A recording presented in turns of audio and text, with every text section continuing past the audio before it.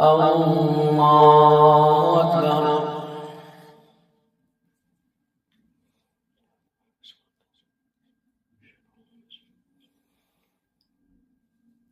الحمد لله رب العالمين الرحمن الرحيم مالك يوم الدين إياك نعبد وإياك نستعين اهدنا الصراط المستقيم صراط الذين أنعمت عليهم غير المغضوب عليهم ولا الضالين آمين. وما أبرئ نفسي إن النفس لأمارة بالسوء إلا ما رحم ربي إن ربي غفور رحيم. وقال الملك ائتوني به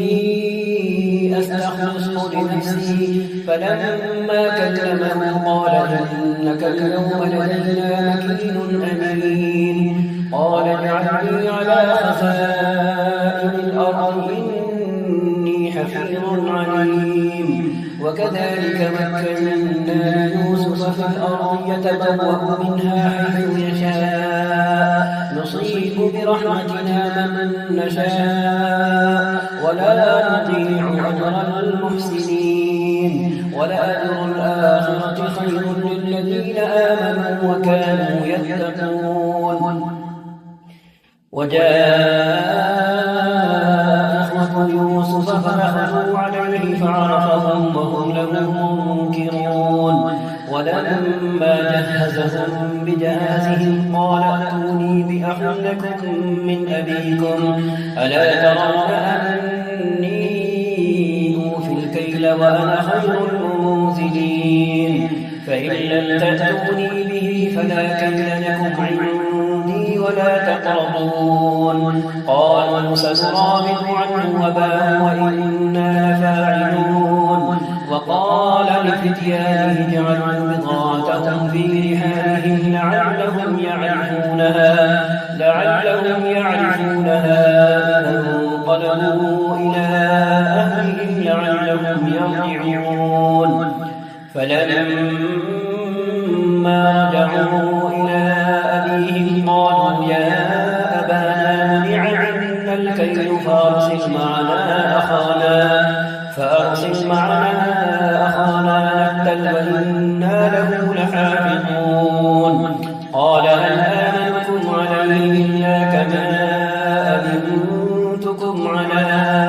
أخيه من قبل فالله خير حافظا وهو أرحم الراحمين. ولما فتحوا متاعهم وجدوا بضاعتهم ردت إليهم قالوا يا أبانا ما نبغي هذه بضاعتنا ردت إلينا ونمير أهلنا ونحفظ أخانا ونزداد كيل بعير ذلك كيل يسير. قال لن أرسله معكم حتى تؤتون موثقا من الله لتأتونني به إلا أن يحاط بكم. فلما آتوا موثقهم قال الله على ما نقول وكيل. وقال يا بني لا تدخلوا من باب واحد وادخلوا من أبواب متفرقة وما أغني عنكم من الله من شيء إن الحكم إلا لله عليه توكلت وعليه فليتوكل المتوكلون. ولما دخلوا من حيث أمرهم أبوهم ما كان يغني عنهم من الله من شيء إلا حاجة في نفس يعقوب قضاها وإنه لذو علم لما علمناه ولكن أكثر الناس لا يعلمون. ولما دخلوا على يوسف آوى إليه أخاه قال إني أنا أخوك فلا تبتئس بما كانوا يعملون. فلما جهزهم بجهازهم جعل السقاية في رحل أخيه ثم أذن مؤذن أيتها العير إنكم لسارقون.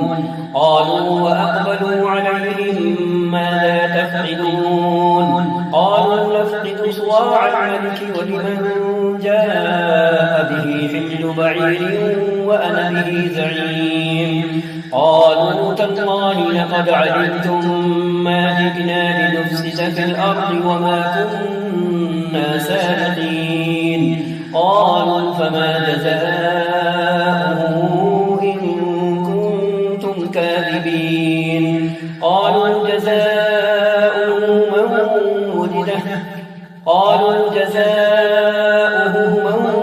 وجد في رحله فهو جزاؤه كذلك نجزي الظالمين. فبدأ بأوعيتهم قبل وعاء أخيه ثم استخرجها من وعاء أخيه كذلك كدنا ليوسف ما كان ليأخذ أخاه في دين الملك إلا أن يشاء الله نرفع درجات من نشاء وفوق كل ذي علم عليم. قالوا إن يسرق فقد سرق أخ له من قبل فأسرها يوسف في نفسه ولم يبدها لهم. قال أنتم شر مكانا والله أعلم بما تصفون. قالوا يا أيها العزيز إن له أبا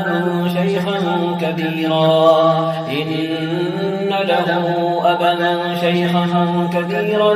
فخذ أحدنا مكانه إنا نراك من المحسنين. قال معاذ الله أن نأخذ إلا من وجدنا متاعنا عنده إنا إذا لظالمون. فلما استيئسوا منه خلصوا نجيا قال كبيرهم ألم تعلموا أن أباكم قد أخذ عليكم موثقا من الله ومن قبل ما فرطتم في يوسف فلن أبرح الأرض حتى يأذن لي أبي أو يحكم الله لي وهو خير الحاكمين. ارجعوا إلى أبيكم فقولوا يا أبانا إن ابنك سرق وما شهدنا إلا بما علمنا وما كنا للغيب حافظين. واسأل القرية التي كنا فيها والعير التي أقبلنا فيها وإنا لصادقون. قال بل سولت لكم أنفسكم أمرا فصبر جميل عسى الله أن يأتيني بهم جميعا إنه هو العليم الحكيم.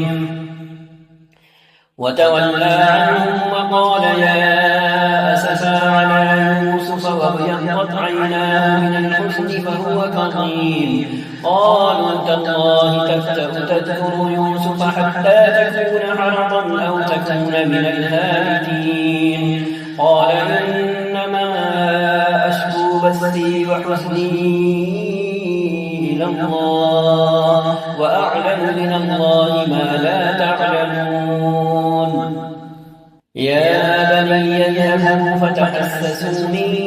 يوسف وأخيه ولا تيأسوا من روح الله إنه لا ييأس من روح الله إلا القوم الكافرون. فلما دخلوا عليه قالوا يا أيها العزيز مسنا وأهلنا وجئنا ببضاعة مزجاة فأوف لنا الكيل وتصدق علينا إن الله يجزي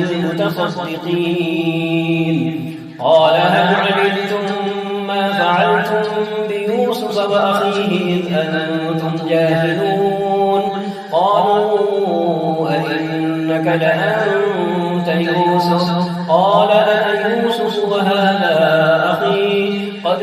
من الله علينا إنه من يتق ويصبر فإن الله لا يضيع أجر المحسنين قالوا تالله لقد آثرك الله علينا وإن كنا لخاطئون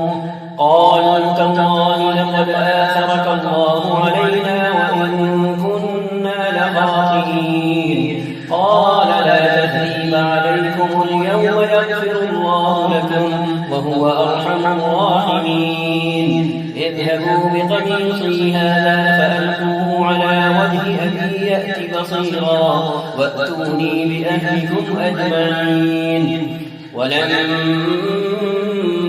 فصلت العير قال أبوهم إني لأجد ريح يوسف لولا أن تفندون قالوا تالله إنك لفي ضلالك القديم فلما أن جاء البشير ألقاه على وجهه فارتد بصيرا قال ألم أقل لكم إني أعلم من الله ما لا تعلمون قالوا يا أبانا استغفر لنا ذنوبنا إنا كنا خاطئين قال سوف أستغفر لكم ربي إنه هو الغفور الرحيم فلما دخلوا على يوسف آوى إليه أبويه وقال ادخلوا مصر إن شاء الله آمنين ورفع أبويه على العرش وخروا له سجدا وقال يا أبت هذا تأويل رؤياي من قبل قد جعلها ربي حقا وقد أحسن بي إذ أخرجني من السجن وجاء بكم من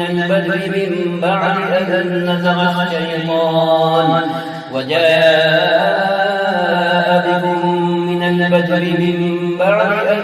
نزغ الشيطان بيني وبين إخوتي إن ربي لطيف لما يشاء إن ربي لطيف لما يشاء إنه هو العليم الحكيم رب قد آتيتني من الملك وعلمتني من تأويل الأحاديث فاطر السماوات والأرض أنت ولي في الدنيا والآخرة توفني مسلما وألحقني بالصالحين ذلك من أنباء الغيب نوحيه إليك وما كنت لديهم إذ أجمعوا أمرهم وهم يمكرون ذلك من أنباء الغيب نوحيه إليك وما كنت لديهم إذ أجمعوا أمرهم وهم يمكرون وما أكثر الناس ولو حرصت بمؤمنين وما تسألهم عليه من أجر إن هو إلا ذكر للعالمين وكأي من آية في السماوات والأرض يمرون عليها وهم عنها معرضون وما يؤمن أكثرهم بالله إلا وهم مشركون أفأمنوا أن تأتيهم غاشية من عذاب الله أو تأتيهم الساعة بغتة وهم لا يشعرون قل هذه سبيلي أدعو إلى الله على بصيرة أنا ومن اتبعني وسبحان الله وما أنا من المشركين وما أرسلنا من قبلك إلا رجالا نوحي إليهم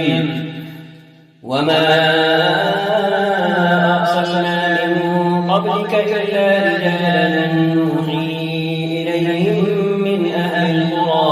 أفلم يسيروا في الأرض فينظروا كيف كان عاقبة الذين من قبلهم ولدار الآخرة خير للذين اتقوا أفلا تعقلون حتى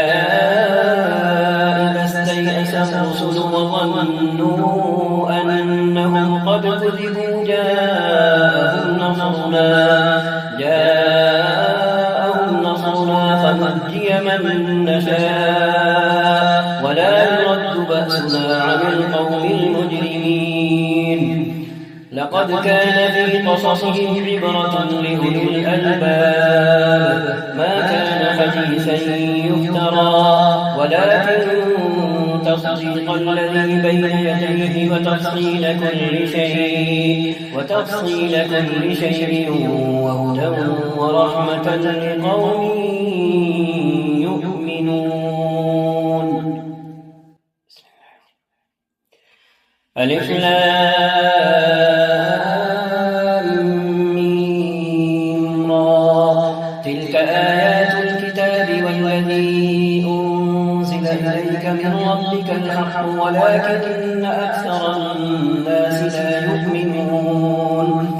الله الذي رفع السماوات بغير عمد ترونها ثم استوى على العرش وسخر الشمس والقمر كل يجري لأجل مسمى يدبر الأمر يفصل الآيات لعلكم بلقاء ربكم توقنون. وهو الذي مد الأرض وجعل فيها رواسي وأنهارا ومن كل الثمرات جعل فيها زوجين اثنين يغشي الليل النهار إن في ذلك لآيات لقوم يتفكرون. وفي الأرض قطع متجاورات وجنات من أعناب وزرع ونخيل صنوان وغير صنوان يسقى بماء واحد ونفضل بعضها على بعض في الأكل إن في ذلك لآيات لقوم يعقلون. وإن تعجب فعجب قولهم أإذا كنا ترابا أإنا لفي خلق جديد أولئك الذين كفروا بربهم وأولئك الأغلال في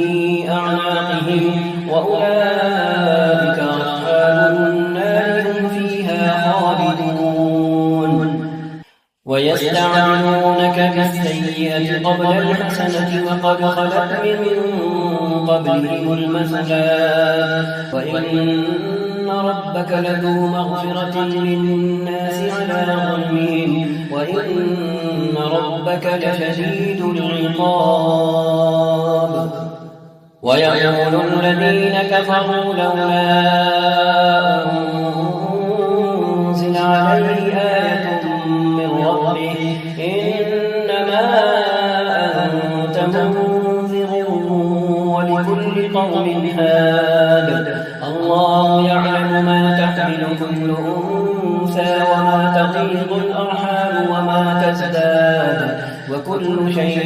عنده بمقدار. عالم الغيب والشهادة الكبير المتعال سواء منكم من أسر القول ومن جهر به ومن هو مستخف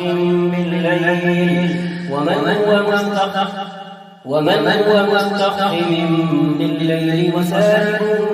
بالنهار له معقبات من بين يديه ومن خلفه يحفظونه من أمر الله إن الله لا يغير ما بقوم حتى يغيروا ما بأنفسهم وإذا أراد الله بقوم سوءا فلا مرد له وما لهم من دونه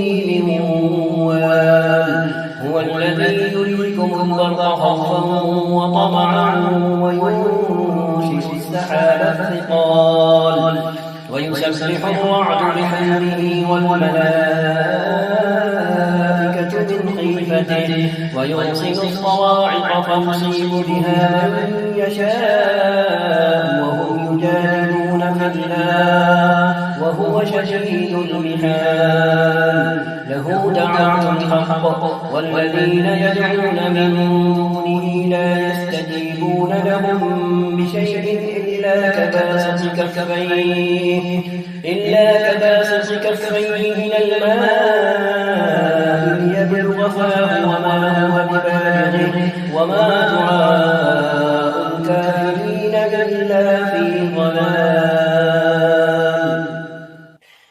ولله يسجد من في السماوات والأرض طوعا وكرها وظلالهم بالغدو والآصال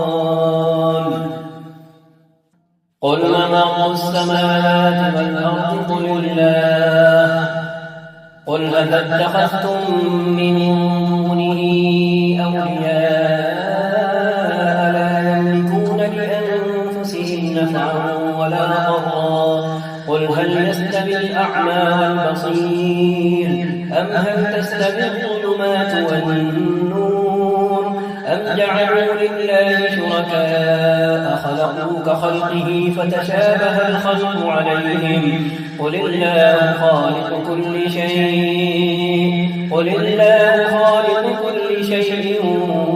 وهو الواحد القهار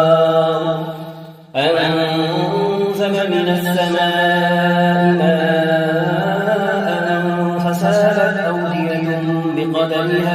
فسالت أودية بقدرها فاحتمل السيل زبدا رابيا ومما يوقدون عليه في النار ابتغاء حلية أو متاع زبد مثله كذلك يضرب الله الحق والباطل فأما الزبد فيذهب جفاء وأما ما ينفع الناس فيمكث في الأرض كذلك يضرب الله الأمثال للذين استجابوا لربهم الحسنى والذين لم يستجيبوا له لو أن لهم ما في الأرض جميعا ومثله معه لافتدوا به أولئك لهم سوء الحساب ومأواهم جهنم وبئس المهاد أفمن يعلم أنما أنزل إليك من ربك الحق كمن هو أعمى إنما يتذكر أولو الألباب الذين يوفون بعهد الله ولا ينقضون الميثاق والذين يصلون ما أمر الله به أن يوصل ويخشون ربهم ويخافون سوء الحساب والذين صبروا ابتغاء وجه ربهم وأقاموا الصلاة وأنفقوا مما رزقناهم سرا وعلانية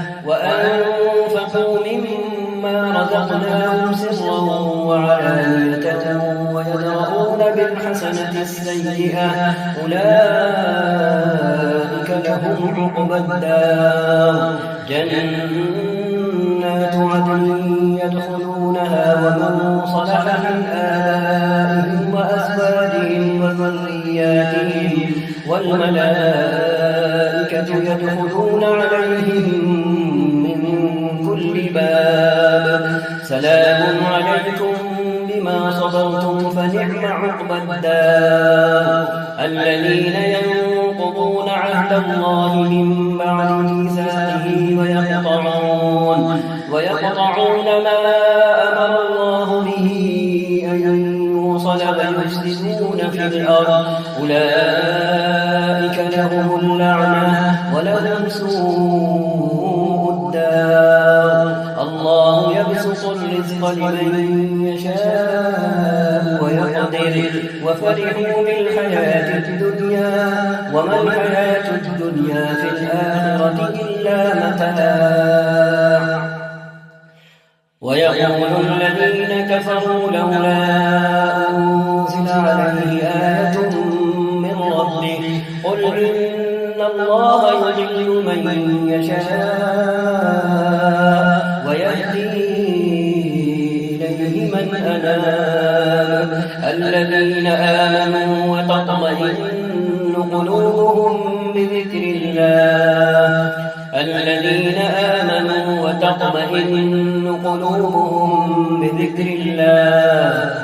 الذين آمنوا وتطمئن قلوبهم بذكر الله ألا بذكر الله تطمئن القلوب الذين آمنوا وعملوا الصالحات طوبى لهم وحسن مآب. كذلك أرسلناك في أمة قد خلت من قبلها أمم لتتلو عليهم كذلك أرسلناك في أمة قد خلت من قبلها أمم لتتلو عليهم الذي أوحينا إليك وهم يكفرون بالرحمن قل هو ربي لا إله إلا هو عليه توكلت وإليه متاب. ولو أن قرآنا سيرت به الجبال أو قطعت به الأرض أو كلم به الموتى بل لله الأمر جميعا أفلم ييأس الذين آمنوا أن لو يشاء الله لهدى الناس جميعا ولا يزال الذين كفروا تصيبهم بما صنعوا قارعة أو تحل قريبا من دارهم حتى يأتي وعد الله إن الله لا يخلف الميعاد. ولقد استهزئ برسل من قبلك فأمليت للذين كفروا ثم أخذتهم فكيف كان عقاب. أفمن هو قائم على كل نفس بما كسبت وجعلوا لله شركاء أفمن هو قائم على كل نفس بما كسبت وجعلوا لله شركاء قل سموهم أم تنبئونه بما لا يعلم في الأرض أم بظاهر من القول بل زين للذين كفروا مكرهم وصدوا عن السبيل ومن يضلل الله فما له من هاد. لهم عذاب في الحياة الدنيا ولعذاب الآخرة أشق وما لهم من الله من واق. مثل الجنة التي وعد المتقون تجري من تحتها الأنهار أكلها دائم وظلها تلك عقبى الذين اتقوا وعقبى الكافرين النار. والذين آتيناهم الكتاب يفرحون بما أنزل إليك ومن الأحزاب من ينكر بعضه قل إنما أمرت أن أعبد الله ولا أشرك به إليه أدعو وإليه مآب. وكذلك أنزلناه حكما عربيا ولئن اتبعت أهواءهم بعدما جاءك من العلم ما لك من الله من ولي ولا واق. ولقد أرسلنا رسلا من قبلك وجعلنا لهم أزواجا وذرية وما كان لرسول أن يأتي بآية إلا بإذن الله لكل أجل كتاب. يمحو الله ما يشاء ويثبت وعنده أم الكتاب وإما نرينك بعض الذي نعدهم أو نتوفينك فإنما عليك البلاغ وعلينا الحساب أولم يروا أنا نأتي الأرض ننقصها من أطرافها والله يحكم لا معقب لحكمه وهو سريع الحساب وقد مكر الذين من قبلهم فلله المكر جميعا يعلم ما تكسب كل نفس وسيعلم الكفار لمن عقبى الدار ويقول الذين كفروا لست مرسلا قل كفى بالله شهيدا بيني وبينكم ومن عنده علم الكتاب.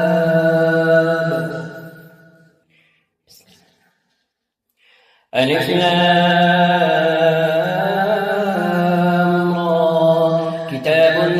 أنزلناه إليك لتخرج الناس من الظلمات إلى النور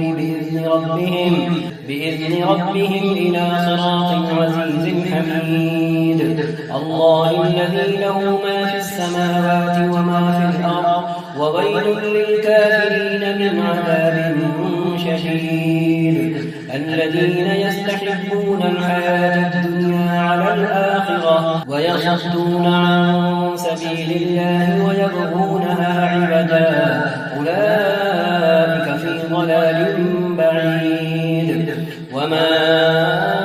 أرسلنا من رسول إلا بلسان قومه ليبين لهم فيضل الله من يشاء ويهدي من يشاء وهو العزيز الحكيم ولقد أرسلنا موسى بآياتنا أن أخرج قومك من الظلمات إلى النور وذكرهم بأيام الله إن في ذلك لآيات لكل صبار شكور وإذ قال موسى لقومه اذكروا نعمة الله عليكم إذ أنجاكم من آل فرعون يسومونكم سوء العذاب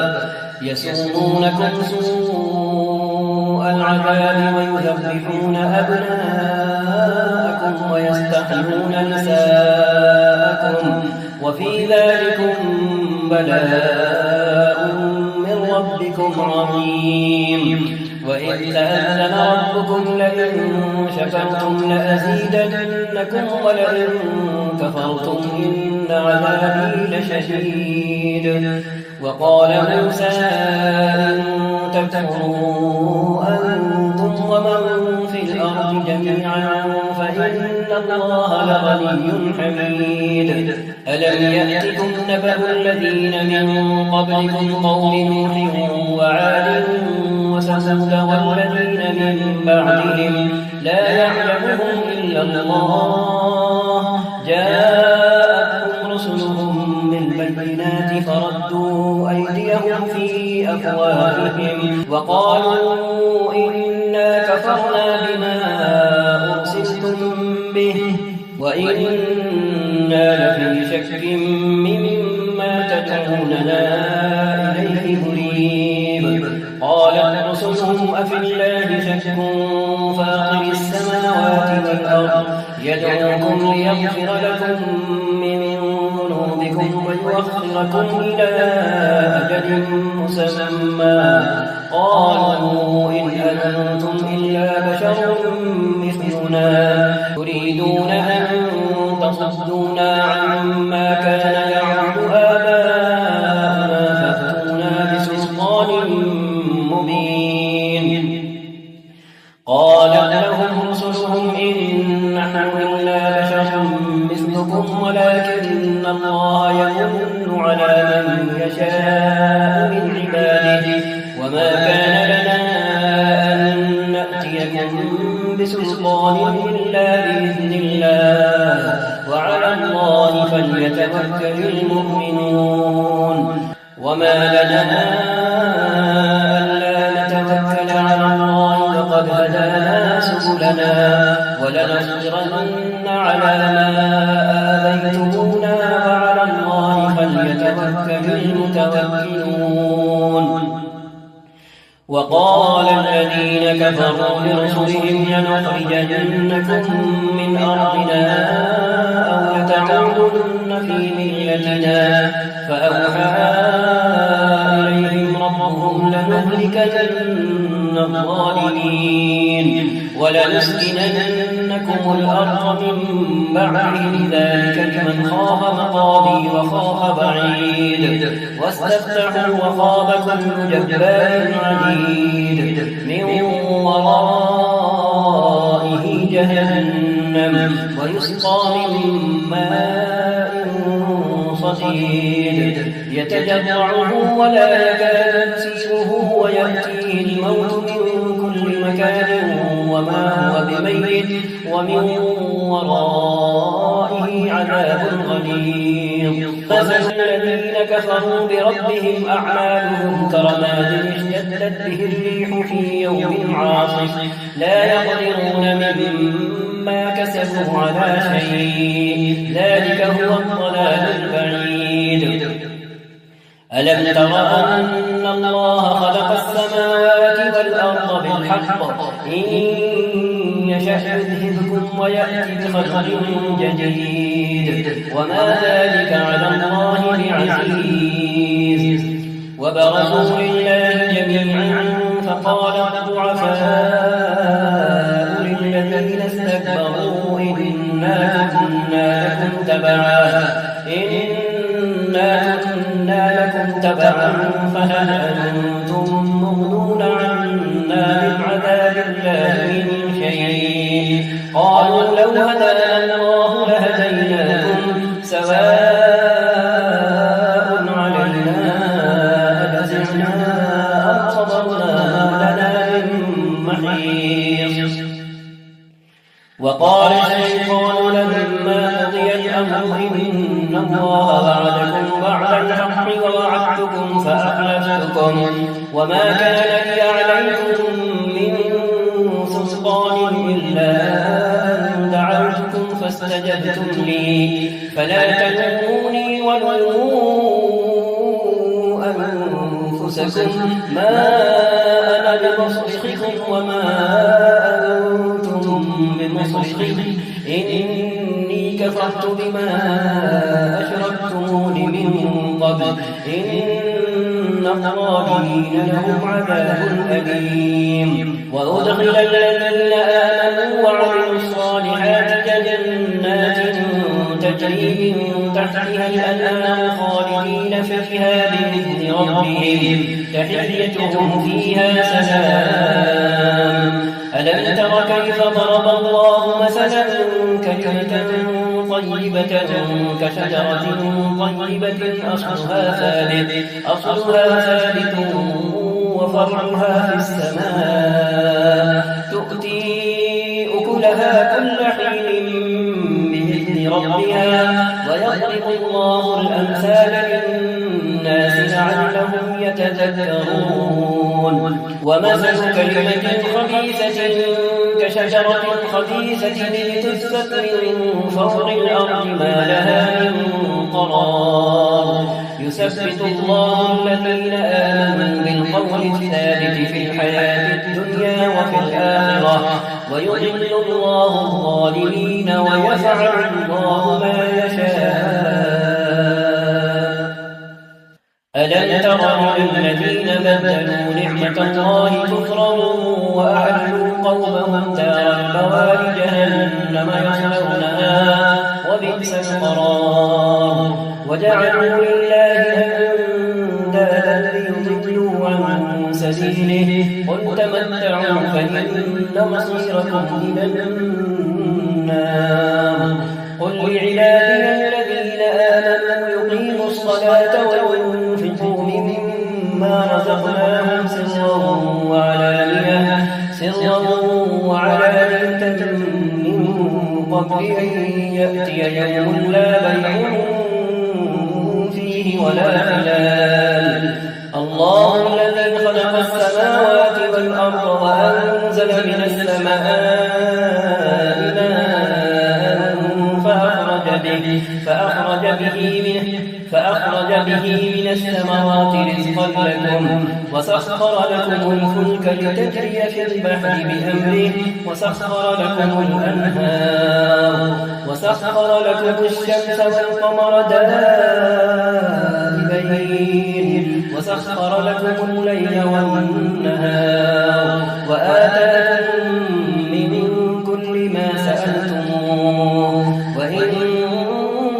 تعدوا نعمة الله لا تحصوها إن الإنسان لظلوم كفار. وإذ قال إبراهيم رب اجعل هذا البلد آمنا واجنبني وبني أن نعبد الأصنام رب إنهن أضللن كثيرا من الناس فمن تبعني فإنه مني ومن عصاني فإنك غفور رحيم. ربنا إني أسكنت من ذريتي بواد غير ذي زرع عند بيتك المحرم ربنا ليقيموا الصلاة فاجعل أفئدة من الناس تهوي إليهم وارزقهم من الثمرات لعلهم يشكرون. ربنا إنك تعلم ما نخفي وما نعلن وما يخفى على الله من شيء في الأرض ولا في السماء. الحمد لله الذي وهب لي على الكبر إسماعيل وإسحاق إن ربي لسميع الدعاء. الحمد لله الذي وهب لي على الكبر إسماعيل وإسحاق إن ربي لسميع الدعاء. رب اجعلني مقيم الصلاة ومن ذريتي ربنا وتقبل دعاء. ربنا اغفر لي ولوالدي وللمؤمنين يوم يقوم الحساب. ولا تحسبن الله غافلا عما يعمل الظالمون إنما يؤخرهم ليوم تشخص فيه الأبصار مهطعين مقنعي رؤوسهم لا يرتد إليهم طرفهم وأفئدتهم هواء. وأنذر الناس يوم يأتيهم العذاب فيقول الذين ظلموا ربنا أخرنا إلى أجل قريب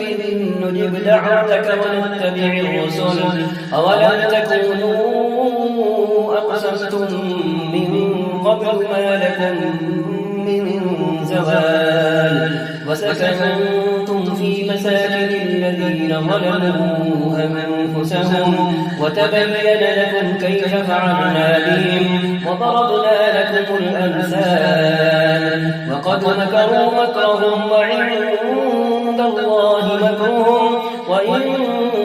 كان مكرهم لتزول منه الجبال. فلا تحسبن الله مخلف وعده رسله إن الله عزيز ذو انتقام. يوم تبدل الأرض غير الأرض والسماوات وبرزوا لله الواحد القهار. وترى المجرمين يومئذ مقرنين في الأصفاد سرابيلهم من قطران وتغشى وجوههم النار ليجزي الله كل نفس ما كسبت إن الله سريع الحساب. هذا بلاغ للناس ولينذروا به وليعلموا أنما هو إله واحد وليذكر أولو الألباب.